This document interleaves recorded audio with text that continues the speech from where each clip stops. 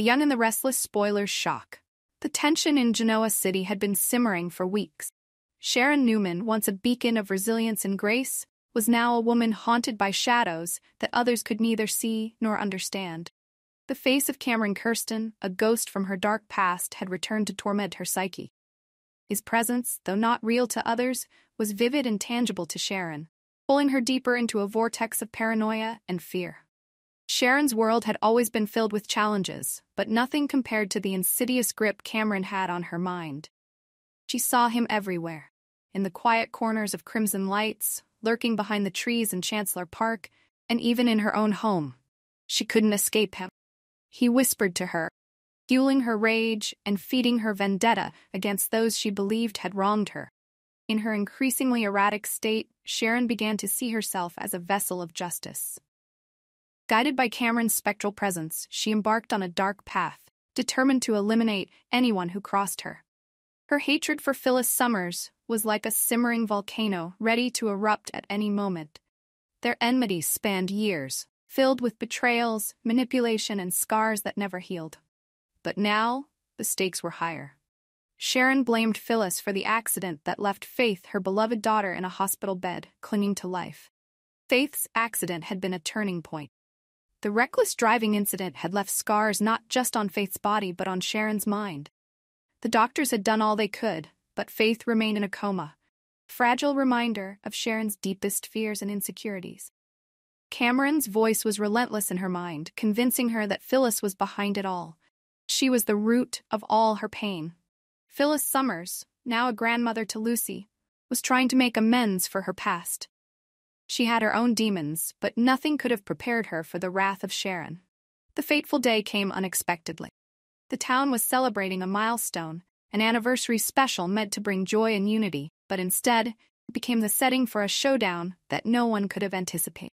Sharon, driven by an unseen force, confronted Phyllis at the gathering. Her eyes were wild, a mixture of pain, fear, and hatred. You did this to Faith," Sharon screamed, advancing on Phyllis with a look that chilled everyone to the bone. Phyllis tried to reason with her. "Sharon, I swear, I had nothing to do with Faith's accident. It was just a tragic mistake. Please, let's talk about this." Sharon was beyond reasoning. The haunting figure of Cameron loomed behind her, a sinister smile playing on his lips, urging her on. "Do it, Sharon. Make her pay," he whispered in her ear, his voice like venom. In a split second, everything changed. Sharon lunged forward, a knife glinting in her hand. The crowd gasped, frozen in shock as Sharon drove the blade into Phyllis's side. Blood pooled quickly, staining the celebration with a stark reminder of the violence that lay beneath the surface. Phyllis collapsed, her face a mask of shock and pain. Nick Newman, who had been at Faith's side in the hospital, was drawn to the scene by the commotion. Seeing Phyllis on the ground, his heart wrenched with a mix of fear and fury. "Sharon, what have you done?" he shouted, rushing to Phyllis's side. His anger and disbelief were palpable, eyes wide with shock.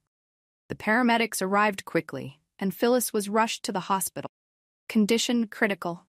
As the doctors worked frantically to save her, it became clear that Phyllis's life hung in the balance. She had sustained a significant injury, but in a twist of fate, her body had shielded Lucy, who had been standing close by.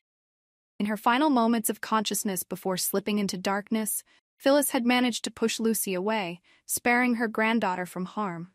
As the news spread through Genoa City, the community was thrown into chaos. Lucy, still in shock, found herself thrust into the center of the storm.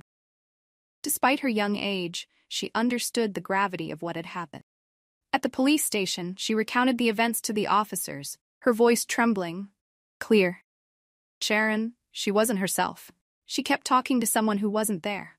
She said she was doing it for Faith, but it didn't make any sense. Lucy's words struck a chord with everyone who heard them. It was clear that Sharon's actions were not those of a rational person. She was lost in a nightmare of her own making, driven by a specter that no one else could see. At the hospital, Nick waited anxiously for news on Phyllis's condition. His emotions were a whirlwind: grief for Faith, fear for Phyllis, and an overwhelming sense of betrayal by Sharon, a woman he had once loved deeply. When the doctors finally emerged, their faces grave, Nick braced himself for the worst. She's stable for now, but it's touch and go. The knife punctured her lung, and she's lost a lot of blood, one of the doctors informed him. Meanwhile, at the police station, Sharon sat in a holding cell, her eyes vacant and distant. She was muttering to herself, her hands clutching at her hair. Cameron, where are you? You said you'd help me. You said. Her voice trailed off into a soft, desperate wail. Detective Ray Rosales, who had a complicated history with Sharon, watched her through the bars, his heart heavy with a mix of sympathy and frustration. He had seen Sharon through many trials, but this was different. She was clearly unwell, caught in the grips of a psychosis that none of them fully understood. Sharon, Ray called gently, trying to reach her through the fog. Sharon, listen to me. Cameron isn't real. Can't hurt you anymore. You need to fight this. You need to wake up. But Sharon was lost in her own world, a place where reality and hallucination blurred together. She continued to call out for Cameron, convinced that he was the only one who could save her. Back at the hospital, Phyllis's condition remained critical. Nick was allowed to sit by her side, holding her hand as he whispered words of encouragement, urging her to fight. He knew that Phyllis was strong, a fighter, and he wasn't ready to lose her. Not now, not ever.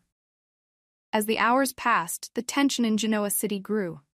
The residents were divided. Some sympathized with Sharon, knowing her troubled past and the trauma she had endured. Others were outraged, calling for justice for Phyllis and an end to Sharon's reign of terror. In her cell, Sharon's cries grew softer, her energy fading. She slumped against the wall, tears streaming down her face. Cameron, I did what you wanted. Why aren't you here? Why won't you help me? Her voice was barely a whisper now, filled with a haunting emptiness. Detective Ray knew they couldn't keep her in the cell forever. She needed psychiatric help, someone who could break through the barrier of her mind and bring her back to reality. He made the call to have her transferred to Fairview, the psychiatric facility where she had spent time before. It was the only place that could offer her the help she so desperately needed. As Sharon was escorted out, her eyes still searching for a figure only she could see, Nick watched from the shadows, his heart heavy with a mix of anger, sadness, and a faint glimmer of hope. He hoped that somewhere within the darkness that had consumed her, the real Sharon, the Sharon he once knew and loved, was still there, waiting to be found. The anniversary celebration had turned into a nightmare, a stark reminder of the fragility of life and the darkness that could lurk beneath even the brightest of surfaces. As the dust settled, the residents of Genoa City were left to pick up the pieces, heal, and to find a way forward, even as they remained haunted by the events of that fateful night. And somewhere in the depths of her mind, Sharon Newman continued her battle against the shadows, fighting for a chance to return to the light.